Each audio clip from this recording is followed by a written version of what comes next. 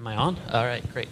Well, hello, everyone. I'm Joe Bihlmier from American Express. I run the global media team there. So I've been told that everyone's really excited to hear me give my perspective, so no pressure. I think brands, they're like everyone else. Our leaders are asking, what is this programmatic that I'm hearing about? It is a buzzword. It is like the social of a couple of years ago. Give me some of that programmatic.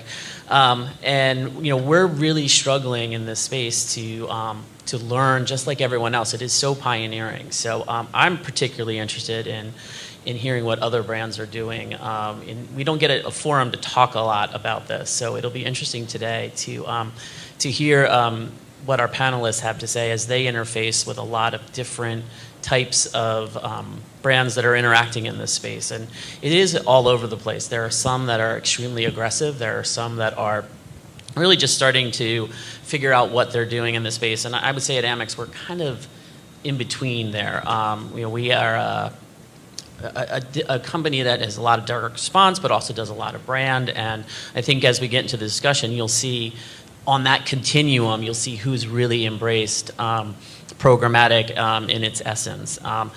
And so with that, I'll kind of turn it over to the panel, and we'll just let them very quickly talk about who they are and what their role is in the ecosystem and kind of what they're representing today here on the panel. So do you want to start, Art? Sure. Hi, everybody. I'm Art Muldoon. I'm the co-founder and CEO of Accordant Media. Accordant is a purpose-built programmatic media specialist company. We're almost 5 years old, and we built a company that supports brands and agencies in bringing really audience-targeted media to life. And I think where we come from in the context of this discussion today is we're a fully managed and fully transparent system that we bring to our clients to give them the on-ramp into audience-targeted media buying. John? John Nitti. I head up investment at ZenithOptimedia. So basically all the buying groups report up to me, inclusive of a programmatic offering. And I think that the way we look at it is as the consumer consumes media is across the board. Programmatic is a growing portion of the media touch points, and how do we leverage programmatic learnings, and as programmatic grows, as we just seen in the prior presentation, how do you take that segment learning and apply that across the entirety of our customers' buy? I'm Pagliuca from Merkle. We're the largest independent agency in the US, and we're really a data-driven digital agency. Our background is a little different. Our background at Merkle is in database marketing, so very strong in analytics and technology. We really built our digital media business kind of from the ground up, starting more in the lower funnel, starting in programmatic, but now have kind of built out full digital media agency capabilities. So our kind of top clients are MetLife, Tiffany & Company, Got the Ranker, Travelers. So there you go. Matt?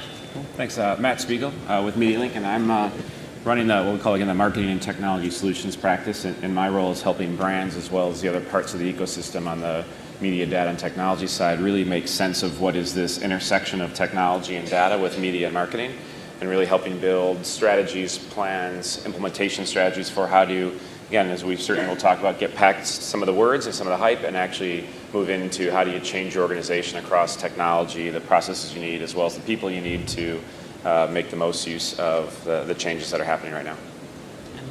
Dina. Dina Srinivasan. I'm with Kantar Media. I lead the programmatic initiative at Kantar. We have a planning platform called SRDS that's servicing publisher programmatic opportunities across the various exchanges, and that's sort of what we're focused on now. Great, thank you. So let's jump into this. There's a lot of talk in the industry and even within brands about going in-house.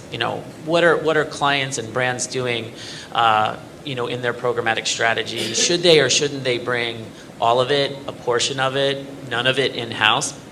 So I'd like to hear from the panel a little bit about what you're hearing from the brands that you work with. If you have any notion of what percent are doing, actually taking the dive and going way deep into this, full tilt with the technology and the data and the infrastructure and the data scientists, or are they doing more of the faux in-house where they're creating programmatic licenses, but really still relying on their core agencies to manage the process? So we have a lot of different representation here. So I'm going to start with John as our traditional, or say, our big agency lead here. Sure. No, obviously, I don't want clients bringing it house, but no. I mean, I think I look at it from both standpoints. For those who know, I used to work with Joe at American Express, so I have the client side perspective as well. And at Y&R. Yes, and at Y&R, exactly. I think clients are and should be concerned about their data and their PII and how that's going to be actioned and pivoted. I think as an agency, if you think about the client-agency relationship, client employs an agency to be that representative, to understand their business. I think that for clients that are starting to bring it in-house, need to be careful, right? And we will help guide that and consult them in that process. But as we look at how programmatic is going to grow, right, and going to grow in both inventory types in the digital space and as inventory types across what is quote-unquote non-traditional or non-digital spaces currently, you need to understand how the whole of your buy, the whole of your communication works together. And I think that'll be hard if you look at programmatic in a silo. And so if you bring programmatic in-house and have that traded or investment not feed back into your overall investment, your overall data view that you're getting from the rest of your media plan or your marketing program, I think that will be problematic in the programmatic future. It would be both. Yes. Mm-hmm. Anyone else have a response? Yeah, so I think there's really two different types of in-house. So you have companies like Netflix or like Groupon who are digitally native and really know how to take it in-house and can do it. So Groupon, for example, has 150 engineers working on their technology products just for media. So they've built their own ad server, they've built their own DSP, they've built their own PMD. Like, that's really taking it in-house. And then you have kind of the other side of the market where there's a lot of talk of taking it in-house, but I really view it as it's more they're moving the services from an agency to moving it to the technology companies. So I'll use an example. P&G has always been active in talking about building in-house. So I was previously at Right Media. One of the things when we were first working with P&G in that project was we hired 15 people from agencies to service P&G, right? And so we just moved the services from the agency into the technology company. So I don't think that's really taking it in-house. It's just moving where the services happen. I think a lot of that is driven because of the broken model that you have in holding companies of how they're working with agencies and trading desks. And really the skill sets and knowledge of programmatic live in the trading desk and not in the agency.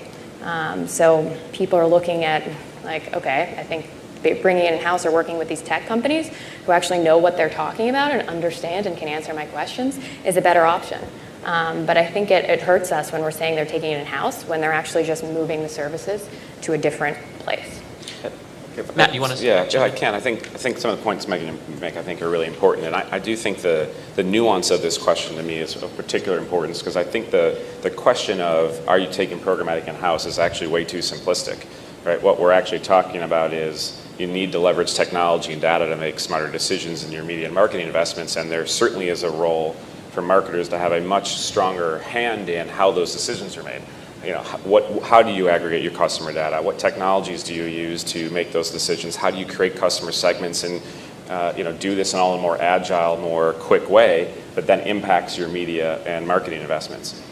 Who pulls the levers of the keyboard, right? Which is what often we talk about when the question of programmatic in-house comes up.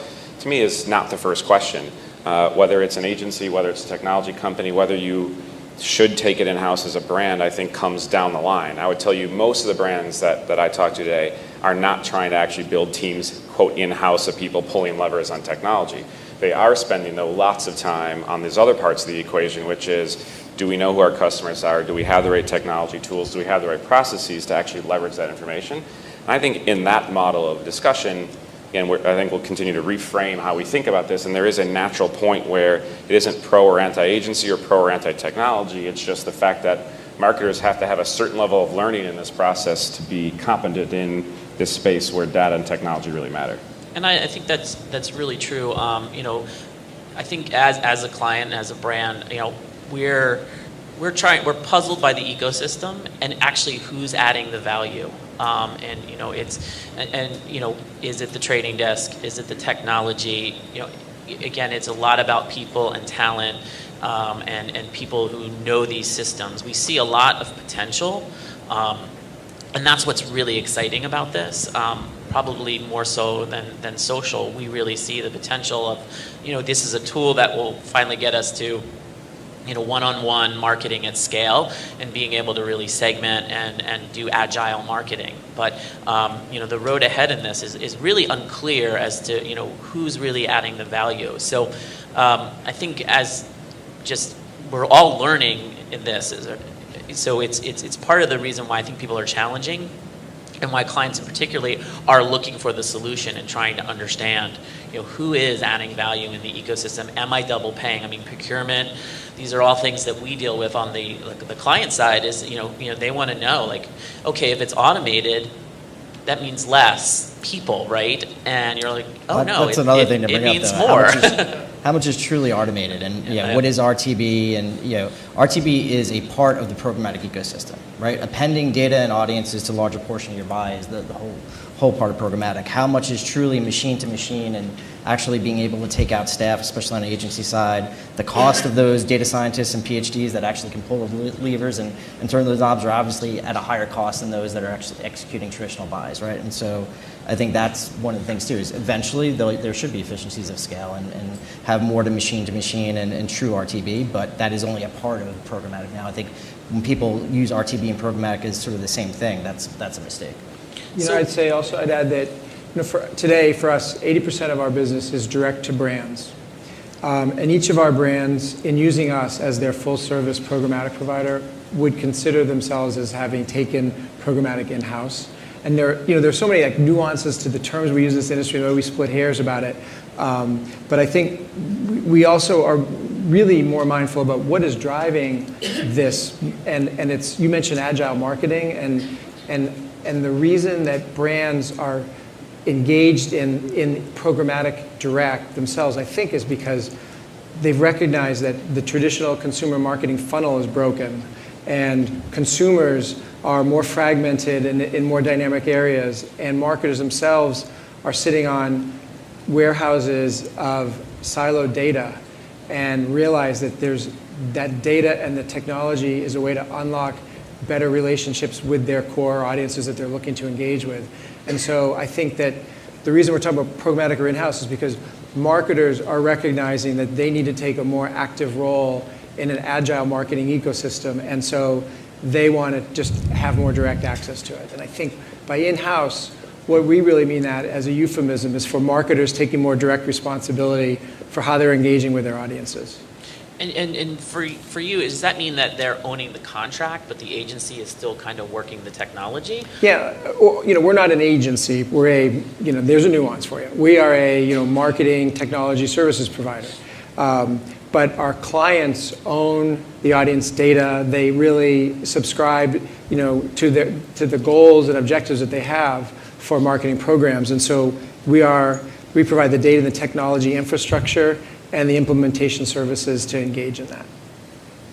So along those lines, then, how have you probably haven't always started out selling to clients. So how have you had to adjust your pivot from agency into servicing brands directly? 5 years ago when we launched, we were an RTB display provider, and we're an independent company, and we saw that there are a lot of great independent agencies who have media budgets who were outside of the holding company trading desk world. And so we wanted to provide an independent agency with access to programmatic or real-time bidded audience targeted media buys. So we started working with agencies, and then we recognized that the problem agencies have is many of the times their media planners are on a month-to-month basis. They've got a plan for a month. They've got publishers and partners that they want to engage for that month to deliver that month's goals. They don't always have the ability to take the next step to work with their clients, the advertisers, on what their broader strategic goals are. And when you're using audience-targeted media buying, there's an opportunity to engage in more connectivity around data and audiences. And so what we found early on was engaging with an agency on just a month-to-month media buy misses all of the opportunity of the strategy of what you're learning about reaching an audience and how you're reaching them. So over 2 years into it, we quickly recognized that we have a lot to offer brands directly if the agency doesn't have the technical chops to unlock sources of site analytics data, call center data, sales data, and how does that lead to more enlightened ways of buying media. So we work with agencies or directly with brands. It doesn't really matter. Do brands ask different things of you than agencies do? Well, again, yeah, brands are the strategic source of utilizing their audience data, which is their gold mine. Their first-party audience data is the first and foremost part of a brand source of competitive advantage. Then you can overlay what we call second-party or campaign-generated bid-stream insights, and then third-party data, which can enhance that. But yes, brands, I think, are engaging in programmatic because they are the access point to the gold mine of their data. So what brands are doing it well? I mean, who's out in the marketplace that's impressed you, and what is it about them or the model that they've chosen? Because everyone's going to be different. If you're really playing in the upper funnel, you might need a very different programmatic solution than if you're really using your advertising to go, hardcore direct response. So, talk a little bit about what you've seen the brands do and what's interesting about it. I think the challenge is when people are separating out programmatic, right? We've all have just sat through about the growth of automated guaranteed and how we can use PMPs and private exchanges. And when you separate programmatic from your direct publisher buying, it doesn't make sense. Your plan, you end up with media plans. Like we'll go in and consult with marketers, and their media plans look like, MediaMath, Turn, Rocket Fuel. It's all technology companies. It's actually analogous to if you put an ad server on a media plan. These are, right? No one would do that, but that's how, when you don't understand programmatic, that's how media planners end up planning. So I think the people that are doing it the best is when they train their media planners to understand programmatic, right? Because you should be buying and putting publishers on that plan, and that's not just direct buying, right? That's through automated guarantee, that's through PMPs. So I think there's been a disservice to clients when you completely separate the two, because planners that don't have knowledge of programmatic can't really build a plan. I even go take a step farther. I have a problem with what it is, right? I make a big point that programmatic is not what if you have a brand hat on, is what we actually are talking about, right? It's the piping that allows us to transact in a much more automated way, and then as the power of that ecosystem that's connected, we can make better, smarter decisions using data. There is no such thing as a programmatic media channel. There's no such thing as a programmatic media strategy. Right, so it shouldn't be separate. Exactly, exactly. In fact, it isn't a thing, is I guess what I'm driving at. It is a way to think about being smarter, about being more agile in how you address the right customer segments and, again, make better decisions with your media, whether or not that is a spot market, quote, RTB buy, or a guaranteed buy. Yep. Right? To me, all of that has the elements of wanting to be on top of an automation of technology and being infused by data. And so, yes, the marketers that are getting it have moved beyond, quote, programmatic as a line item on a media plan, and instead are actually asking the questions, how does this fundamentally change the way I think from the top of the pyramid on down? How do I budget? How do I allocate resources? Do I think about campaigns, or do I think about reaching customers?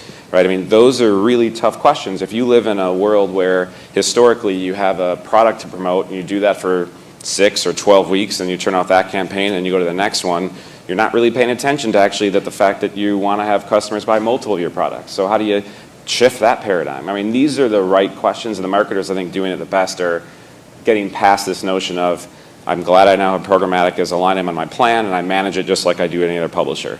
That's not the end point, and in fact, I think misses the huge potential. And we haven't seen a lot of brands actually take that approach from Kantar Media's perspective, but we have seen, the good direction that we've seen in the last year is a lot of brands be curious and really try to educate themselves and bring the talent, internally that they need to look at these kinds of questions. And I think that brands that are doing that today are in a very good position, because there are a lot of brands that aren't even doing that and don't even, have the internal talent to even start thinking about their data. And it's surprising, because we sit up here on this panel and we talk about, what brands are doing, and there's just so much that brands are not doing at the most, rudimentary levels still.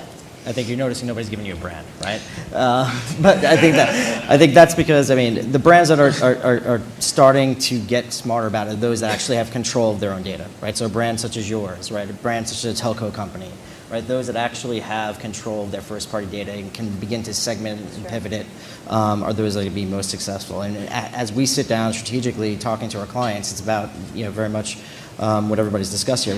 What is going to be the data-driven portion of your media plan, and what's going to be the content and context portion of it, and how do those two work together? But obviously, appending more data across a broader swath of your plan is going to be important, and that ratio is going to continue to grow and change. I mean, yeah. I mean, we debate all the time, like, should we be focusing on the DMP part of the ecosystem, and the buying will take care of itself. But there's tremendous pressure just to reap some efficiencies from automatic buying. That helps me at my year end say, hey, I extracted more value for the corporation, I drove down costs, et cetera, and I was more effective. But to really unlock it, it's the data part of it, and even a data-rich company like American Express, we still feel like we're behind. And that we haven't made the inroads we could with our DMP. Of course, we have numerous direct mail databases, and that is down to a science. We haven't gotten anywhere near that on that, which is interesting about where brands are focusing right now, because I don't think they're focusing on their DMP. I do think there's this rush to kind of just say, oh, I'm buying automatically. I'm going to get that media efficiency, but when do we start to see media effectiveness?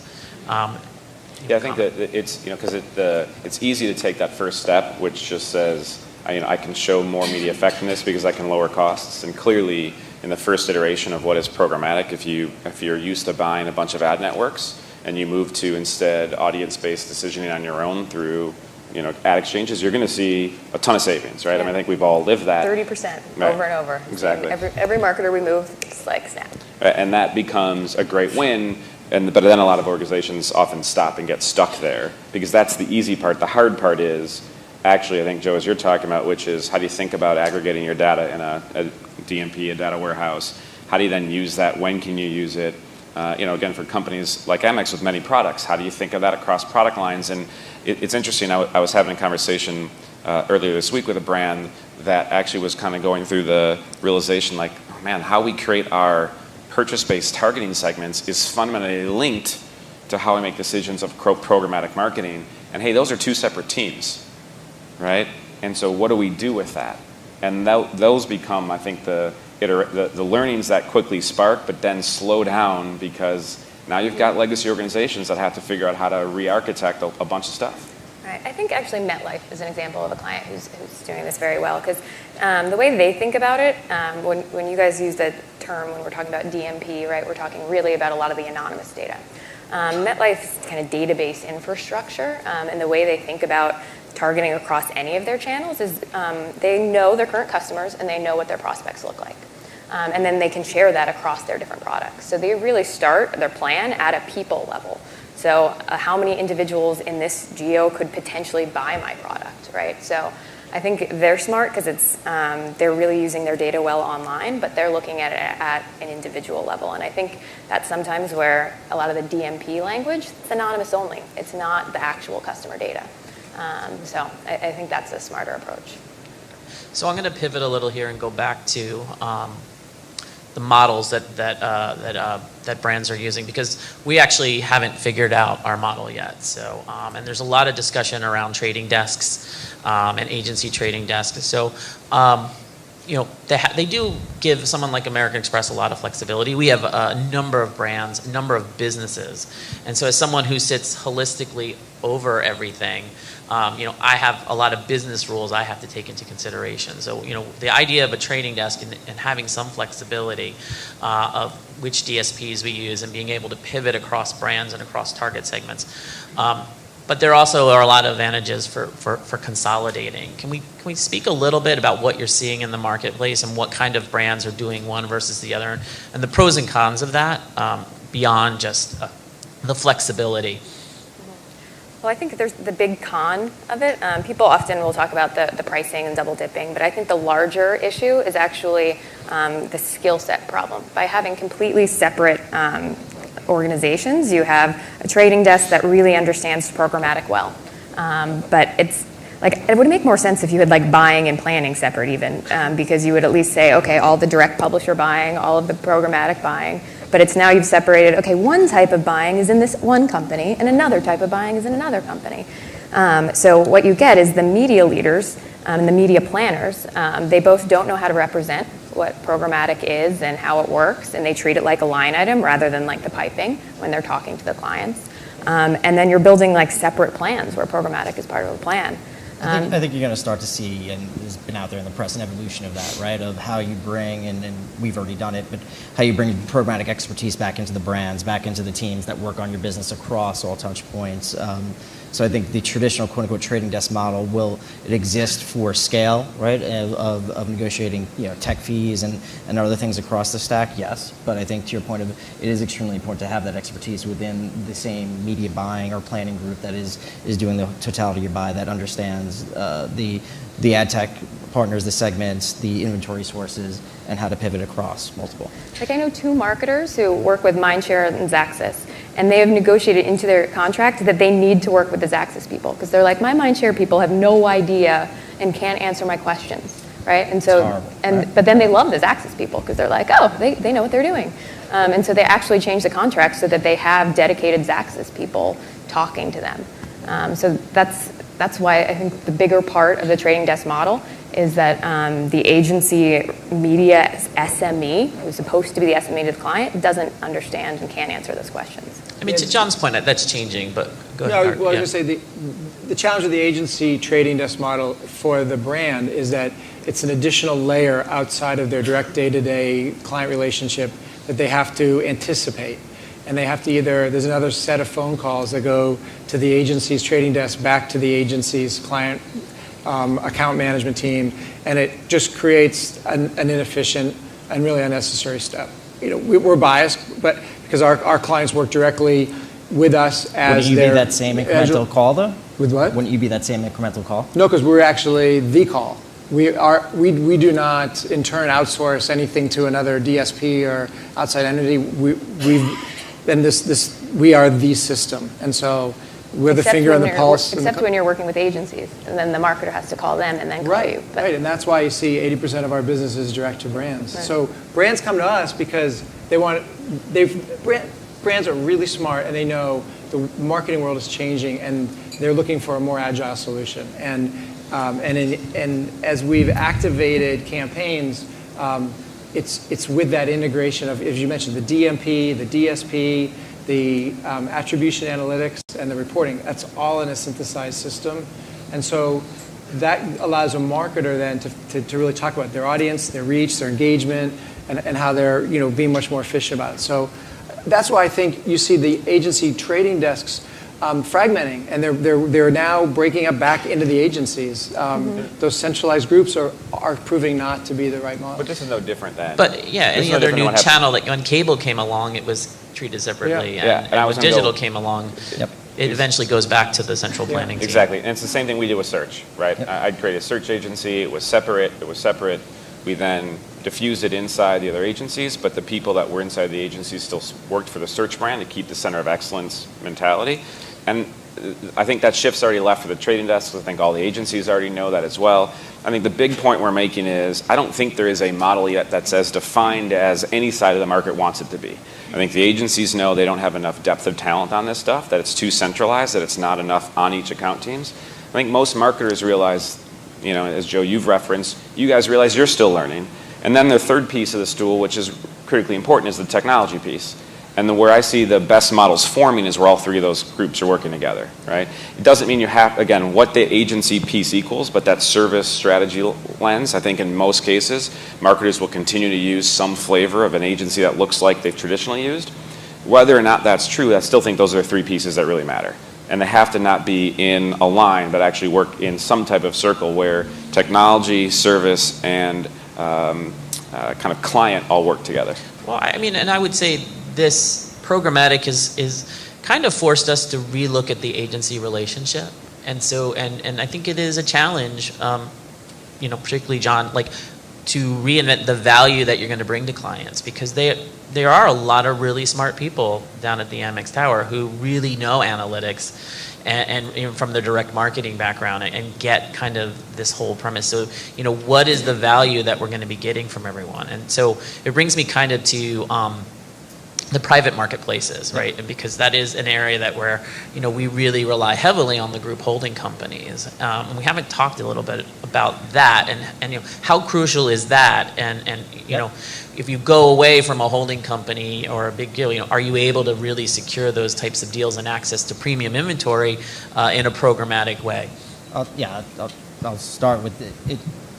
Programmatic is growing with both increasing availability of inventory across multiple media types, but the bigger growth in programmatic is going to be private marketplace, right? And this private marketplace through quote unquote centralized buying of an agency, holding desk, or at a holding company level. But then there's also how do you leverage the totality of your client's investment, right? So how do you leverage the millions and billions of dollars you're spending with these very same partners to open up inventory that's never going to make it to the commoditized open marketplace, right? Because if we all operated on the open marketplace inventory, then it is a commoditization and you can do whatever you want, right?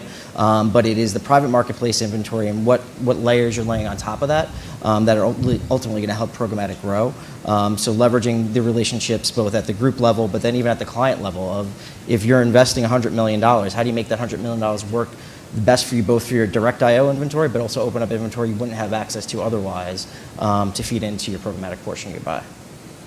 The objective of all of this has always been to create technology that allows advertisers and publishers to more easily work together, right? And we're in this in-between stage where still PMPs aren't used as much as they should be, but it will become a point where it simply is a relationship between the advertiser and publisher that's simplified by technology. So I think that's where we need to go, but we just haven't totally gotten there yet. I think it's so important. And again, I just keep thinking we got to change the language of this conversation. I think we spend way too much time talking about the pipes, right? Private marketplace, You're open putting the pipes on plans. Yes, exactly. It's like there's no doubt. I think the point you just made to me is the most critical point. Big enterprise marketers want to work with, quote, premium publishers that have scale, that can do innovative things, and they want to create partnerships which allow them to move business forward. That's true on both sides of the aisle. The fact that we can automate that we can enable that to be a smarter set of processes to do more interesting deals that center around understanding audience, not just buying impressions, is a win for everybody, right? And again, we need all this technology in order to make it possible. And here we are, obviously an ad tech-centered event. And so it makes sense that here we want to continue to focus on and talk about how the pipes are getting laid to make this possible. But I think when we're done having that conversation at a certain level is when most of the market will actually begin to adopt what we're actually talking about strategically, which is just change the way we buy and sell media, right? Change the process, automate it, put data in the middle, because guys like Pragmatic have invented the technology that makes that possible. But the idea that that's just now means we can just do it without hand-holding, without people, without learnings is crazy. We've got years in the making. But it's time to switch past the pipes conversation, I guess, is my soapbox there, because then I think some of these other questions then fall as less relevant. We're just making different decisions using data. The themes we see that the brands continuously recognize, in this move towards agile marketing, I think are one of the fundamental challenges here or opportunities is that we're in an audience targeted environment. We're not just placing ads. Like we're really engaging with audiences. But marketers want to do it still, make sure they're in the highest quality environments they can be in. And so PMP is a very direct way to provide quality assurance and continue to get brands excited about the relationships they're having with publishers. So that's going to only become more important. And I think, and then the service to support all that is, and make that work and bring that to life. I mean, I think that's the dynamics and why this world has changed from what the old just ad placement buying world. And it's not just a media conversation, it's a message too, right? Yeah. We spend so much time focusing on getting the data right, getting the segment right, figuring out how to action and pivot it on the pipes, but then you can't fall off on the dynamic creative optimization, the landing experiences that you then push those segments into. And I think that's also a part of the conversation that we don't focus on. And I think the reason we focus on the plumbing is because it's actually the easiest part. It's not easy, but it's easier than the huge cultural change that I have to put through my company to get people to start thinking on an audience perspective and not a campaign perspective, or looking at this cookie as a person and not as, well, I'm running this campaign, so that's my cookie. And that's really hard to do culturally. I saved the last topic, which is probably one of the more controversial ones, to the end, but I wanted to talk about transparency in the ecosystem, because this is something that I get asked all the time.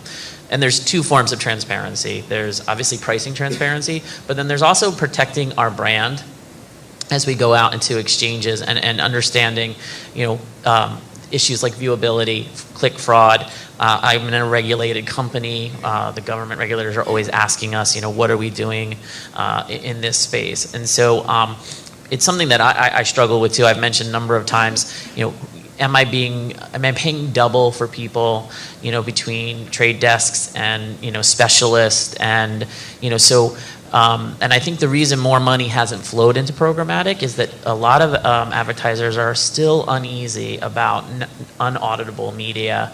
I run my television, I run my radio. I know there are systems in place. We've taken some leaps on ad networks over the years, but now the programmatic thing, it's scary. So, what are you seeing and hearing from brands about the transparency issue? Are they demanding more transparency on your pricing? And then what are they demanding of you from, protecting their brands? We're on a very, very strongly on one end of the spectrum where we are fully transparent from the commission we earn to the cost, the dynamic cost of every impression that we buy, to the audiences that we're targeting, to the media that we're activating, to the data that we're incorporating. And how we do it. So we believe, and I think our clients find great satisfaction in being fully transparent and open. Now for us, that's kind of our secret strategy because it opens a very collaborative relationship with brands, and we think that provides a longer term, stickier relationship. So we believe fully in transparency. However, we also believe we're not the only game out there, and we're the only option out there for advertisers. So brands may, if they're very CPA, performance driven, and they don't care how they got the performance, but they just want to get it, maybe a blind, opaque network is a good solution for them. So we think there are other options that could be valid, but the advertiser controls the purse strings, and they should buy the way they want to buy their opportunities. I think that from a holding company standpoint, or as we bring it into the brands, we've always been fully transparent in separation of tech versus service versus media. I think to his point, if you have a different KPI, you can deal in a more opaque model or customize it for a client that they need to deliver more dollars to the bottom line, right? Ultimately greater savings, and so that it's going to be a different way that you procure that media, a different risk that either a DSP or the agency or the holding company itself is taking on, so that's why it becomes opaque. But that's the client's decision from our end to go into it, right? So we have the fully transparent options, and then we have other ways of getting into it. Are you transparent on AOD's pricing when you put them on the plan? Yep. Yes, we are. Always? I can only speak for my agency, but yes. And that has been very public from the argument at Cannes with the other holding companies, right? As far as hitting home on the transparency. Leave that there. Yeah. I would say that transparency in media, right? And when we look at how often we beat down the media CPM and then reapply the ad verification and ad technology on top of that, and you look at the efficiencies of, to your point, and that's why I think you're going to see growth in private marketplace, is that you're paying so much in verification to ensure that the ad is viewable, it's safe, it's whatever, that's beating down the media CPM so low, which is inherently going into places that could be more risque, especially for companies such as yourself. For us, transparency on cost is a very big deal. So we believe that the agency needs to be transparent, right? And that sometimes we'll pick on other agencies and how they add trading desks into the plan and aren't transparent there. So kind of 100% transparent is just a pure agency model. Then on the buying side, we're also quite kind of strict how we work there. So we don't work with any vendors on a CPA basis, right? Because what's happening is then they're not going to share the cost of the media, and a lot of times, even if you look at some of the public companies who sell that way, their margins are like 50%, right? So we believe if we work with a platform, we'll use our services, when we then pay 10%, we're saving that 40%, or we're saving that percentage. So I think we've stayed true to being very strict with even how we work with our partners, because we only work with people on a transparent basis. I'm seeing that on the cost transparency side. Marketers care about it, but are willing to accept some lack of transparency when they really understand value. right? Whether that's from a trading desk model or from a media publisher, right? There's some, I think, reflection of everyone's got to make some money, but if you have to prove the value. And so I think there's a heightened level of awareness on what cost transparency means, but not 100% belief all the time that I have to get to the raw cost, because at the end of the day, do you actually know what it costs Google to put a search listing together, right? So you can get to that exercise, can get a little crazy. Then there's, I think, Joe, the other part of transparency you highlighted, I think, is even more important and becoming more important, which is viewability, the fraud issue, where my stuff is running. I think that is actually much more of the topic I'm seeing be of concern with brands, is because there's more and more recognition of, hey, the open marketplaces maybe aren't as clean as we would like them to be. And so how do I make sure as I adopt these kind of ideas and these strategies that I don't find myself with an issue because I've done something that offends the brand. Yeah, and I think that's what we live in fear of, when you come back from an A&A meeting and they're screaming that 54% of all your ads aren't seen, and that ends up in a trade journal and your CMO puts that in front of you. How do you respond to that? Or even the CEO, like, oh, you're wasting half my precious advertising dollars. And so I think what you'll hear from clients is that as those messages come out more and the industry starts to crack down on that, like that's something the publishers are going to really be asked a lot about, and it will start to, in our mind, influence who we put on our digital buys. We're pushing publishers to so that we only pay them on a viewability if the ad is actually viewed, but I think it's actually a struggle for the publishers, right? That's a big change for them. Even there's been we had a homepage takeover on the New York Times and it was like 30% viewable, right? And so there's things that we're pushing on and working with them on a technology basis. But it's all the publishers we work with, they want to get there, but it's not that easy for them to just change their process because they hadn't been looking at it like that. I actually think like what Moat's doing on the publisher side, and we'll work with them from the agency side as well, is having a lot of traction, but we need an easier way to ensure viewability. And I think the smart marketers get that this is going to be an evolution, but it's not something we're going to be able to hide behind for a long time. I mean, that day of reckoning is kind of coming, where we're going to have to make sure that those dollars are being spent effectively. And one of the things that we've been seeing from our perspective is brands actually purchasing automated guaranteed inventory, whether they have an agency or they don't have an agency. And I think that's a very interesting trend. Brands have always hated the black box phenomena. And so, PMP and automated guaranteed is transparency, right? It's transparency at the publisher level as to sort of what's available, what you're purchasing at sort of what price, and you know what I mean? So we see a lot of that both in the direction of PMP buys, but also brands just experimenting because automated guaranteed makes it so easy, right? Like it's just so easy, you don't need a bidder. They can experiment and be very agile with that. Excellent. Well, I think we're just about at our time. So does anyone have any parting thoughts? I mean, I would say, the reason, the programmatic going in-house and from a client perspective, it's the age-old, it depends. It really depends on what you're trying to do. And for us, it's, do you have the technology? Do you have the data scientists, and the degree to which you're willing to invest in that, I think is really going to dictate how much comes in-house and your ability to absorb a lot of the infrastructure around certain things.